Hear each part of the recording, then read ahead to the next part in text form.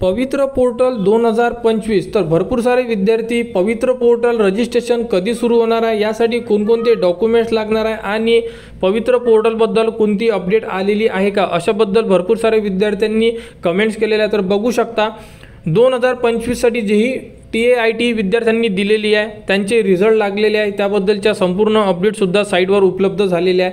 आणि आता 2025 साठी तर पवित्र पोर्टलचं जेही रजिस्ट्रेशन आहे हे 2025 साठी आपल्याला एक वेगळी साईट तयार करून देण्यात येणार आहे, ज्यावरती विद्यार्थी रजिस्ट्रेशन करू शकतात. परंतु विद्यार्थ्यांना डॉक्युमेंट लिस्ट पब्लिश करण्यात आलेली आहे की ज्या विद्यार्थ्यांना टेट 2025 दिलेली आहे ते विद्यार्थी रजिस्ट्रेशन करू शकणार. परंतु त्यासाठी लागणार आहे इम्पॉर्टंट डॉक्युमेंट्स. तर डॉक्युमेंट लिस्ट विद्यार्थ्यांनी चेक करा आणि डॉक्युमेंट्स रेडी करा, जेणेकरून रजिस्ट्रेशनच्या वेळेस तुम्हाला कोणतीही अडचण जाणार नाही.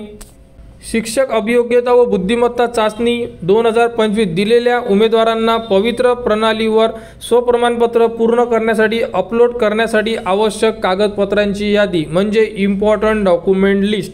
तर यामध्ये बघू शकता. तर पहिल्या नंबरचा ऑप्शन काय आहे, उमेदवारांनी टेट 2025 चाचणीच्या वेळी सादर केलेले छायाचित्र अथवा अद्ययावत छायाचित्र, म्हणजे तुम्ही टेट 2025ला फॉर्म फिलअप केलेला होता तेव्हा जो पासपोर्ट साईज फोटो तुम्ही त्यामध्ये अपलोड केलेला आहे तो पासपोर्ट साईज फोटो, किंवा जर नसेलच तर तुम्ही दुसरासुद्धा देऊ शकता. त्यानंतर टेट 2025 या चाचणीच्या वेळी सादर केलेली स्वाक्षरी आपल्याला द्यावी लागेल, म्हणजे जी तुमची सिग्नेचर आहे ही सुद्धा तुम्हाला आपल्याला स्कॅन करून अपलोड करावं लागणार आहे. त्यानंतर महाराष्ट्राचा रहिवासी असल्याचा पुरावा म्हणजे अधिवास प्रमाणपत्र, त्याला आपण डोमेसाईल सर्टिफिकेट मिळतो. आणि डोमेसाईल सर्टिफिकेटमध्ये भरपूर सारे विद्यार्थी कन्फ्युजन आहे की आम्ही डोमेसाईल सर्टिफिकेट इथून 6 वर्षा अगोदर काढलेलं आहे तर चालणार का. डोमेसाईल सर्टिफिकेट आपल्याला एकदा काढावं लागते आणि हे डोमेसाईल सर्टिफिकेट एक्सपायर होत नाही, कारण याला एक्सपायरी डेट नसते. त्यामुळे तुम्ही 2 वर्ष झाले किंवा 4 वर्ष किंवा 6 वर्ष तर तेच डोमेसाईल सर्टिफिकेट तुमचं यावर्षीसुद्धा चालणार आहे. त्यानंतर जातीचा दाखला, जात प्रमाणपत्र लागू असल्यास, म्हणजे जेही विद्यार्थी ओपन EWS असेल त्यांना कास्ट सर्टिफिकेट लागत नाही. बाकीचे जेवढे विद्यार्थी कास्टमध्ये आहेत त्या संपूर्ण विद्यार्थ्यांना कास्ट सर्टिफिकेट हे लागणार आहे. जात वैधता प्रमाणपत्र म्हणजे व्हॅलिडिटी ज्यांनाही लागू असेल त्या विद्यार्थ्यांना कास्ट व्हॅलिडिटी सर्टिफिकेट हे सुद्धा डॉक्युमेंट लिस्टमध्ये देण्यात आलेले आहे. समांतर आरक्षण असेल, समजा कोणत्या विद्यार्थ्याचे आरक्षण असू शकते तर त्या आरक्षणाबद्दल सुद्धा पुरावा लागेल, जसे की कोणी हँडिकॅप असते, माजी सैनिक, पदवीधर म्हणजे अंशकालीन, प्रकल्पग्रस्त, भूकंपग्रस्त किंवा काही खेळाडू म्हणजे तुम्ही काही स्टेट लेवल नॅशनल लेवलबद्दलचे तुमच्याकडे सर्टिफिकेट असेल, अनाथ असेल तर अनाथाचं सर्टिफिकेटसुद्धा आहे. आता हे सर्टिफिकेटसुद्धा तुम्हाला लागू शकते जर तुमच्याकडे कोणते आरक्षण पाहिजे असेल तर. जर तुम्हाला आरक्षण नको आहे, कोणतंच आरक्षण पाहिजे नाही तर याबद्दल कोणतेही डॉक्युमेंट्स तुम्हाला लागणार नाही. त्यानंतर बघू शकता माध्यमिक शालांत प्रमाणपत्र, परीक्षेचे प्रमाणपत्र व गुणपत्र, म्हणजे जे विद्यार्थ्यांनी 10वी पास आहे त्या विद्यार्थ्यांना मार्कशीट तर लागेलच, परंतु यामध्ये बोर्ड सर्टिफिकेटसुद्धा लागणार आहे. लास्ट इयरला सुद्धा दोन्ही डॉक्युमेंट्स अपलोड करायचं काम पडलेलं होतं आणि यावर्षीसुद्धा अपलोड करायचं काम पडणार आहे. त्यामुळे मार्कशीटसुद्धा लागेल आणि बोर्ड सर्टिफिकेटसुद्धा लागणार आहे तुम्हाला, कारण आपल्याला मार्कशीटसुद्धा मिळत असते आणि बोर्ड सर्टिफिकेटसुद्धा 10वीचे मिळते. सेम टू सेम 12वीचं सुद्धा प्रमाणपत्र आणि गुणपत्रिका म्हणजे मार्कशीट आणि बोर्ड सर्टिफिकेट, 10वीचे मार्कशीट बोर्ड सर्टिफिकेट, त्यानंतर 12वीची मार्कशीट आणि बोर्ड सर्टिफिकेट हे लागणार आहे. त्यानंतर शैक्षणिक अर्हताबाबत पदवी प्रमाणपत्र व गुणपत्रक, तर एखादा विद्यार्थी डिग्री पास आहे तर डिग्रीची मार्कशीटसुद्धा लागेल तुम्हाला आणि डिग्रीचं सर्टिफिकेटसुद्धा लागणार आहे. आणि कंपल्सरी आहे तुम्हाला हे डॉक्युमेंट्स आत्ताच तुम्ही रेडी करून ठेवा, सर्टिफिकेट आणि त्याचसोबत मार्कशीटसुद्धा लागेल तुम्हाला.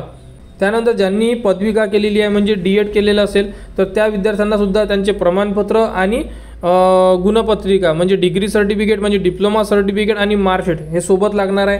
पदवी केलेल्या विद्यार्थ्यांनासुद्धा प्रमाणपत्र आणि गुणपत्रिका सोबत लागणार आहे. PG केलेल्या विद्यार्थ्यांनासुद्धा डिग्रीची मार्कशीट म्हणजे PGची मार्कशीट तुमची आणि सोबतच तुम्हाला मार्कशीट प्लस सर्टिफिकेट म्हणजे डिग्री म्हणतो आपण, डिग्री सर्टिफिकेट अशा प्रकारे. त्यानंतर BPED उमेदवारांनासुद्धा प्रमाणपत्र आणि त्याचसोबत मार्कशीट लागेल.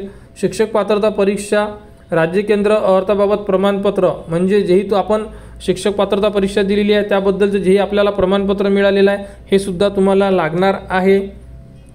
त्याचसोबत काही रिझर्वेशन आहे, जसं की आत्महत्याग्रस्त शेतकऱ्याचे पाल्य असल्यास त्याबद्दलचे तुम्हाला प्रमाणपत्र मिळालेले आहे, स्वातंत्र्य सैनिकाचा वारस असल्यास त्याबद्दलचे प्रमाणपत्र, त्यानंतर यामध्ये 2 डॉक्युमेंट्स परत देण्यात आलेले आहे। हे जर लागू असेल तुम्हाला तर तुम्ही यासाठी हे डॉक्युमेंट्स तुम्ही रेडी करा, जेणेकरून तुम्हाला रजिस्ट्रेशनच्या वेळेस हे डॉक्युमेंट्स टाकता येणार।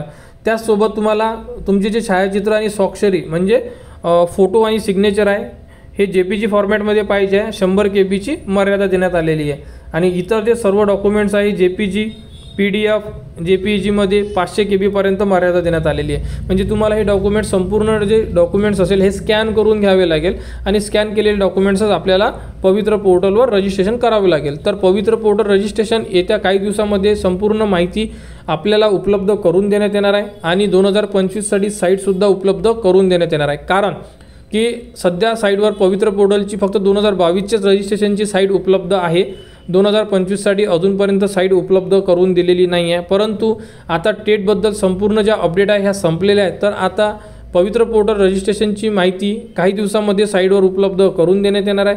त्यानंतर रजिस्ट्रेशन, डॉक्युमेंट्स अपलोड, व्हेरिफिकेशन संपूर्ण माहिती आपल्या चॅनलवर तुम्हाला देण्यात येणार। त्यासाठी आपल्या चॅनलच्या कनेक्टमध्ये राहा, चॅनलला सबस्क्राईब करून ठेवा, टेलिग्राम चॅनलसुद्धा तुम्ही जॉईन करू शकता आणि या लिस्टमध्ये दिलेले संपूर्ण डॉक्युमेंट्स इम्पॉर्टंट आहे, डॉक्युमेंट्स रेडी करून ठेवा, जेणेकरून रजिस्ट्रेशन सुरू झाल्यानंतर तुम्हाला कोणत्याही प्रकारची अडचण जाणार नाही। तर पवित्र पोर्टल रजिस्ट्रेशनबद्दल येणारी जेही अपडेट असेल ती तुम्हाला आपल्या चॅनलवर देण्यात येणार। त्यासाठी आपल्या चॅनलला सबस्क्राईब करा व हा व्हिडिओ इतरांपर्यंत शेअर करा।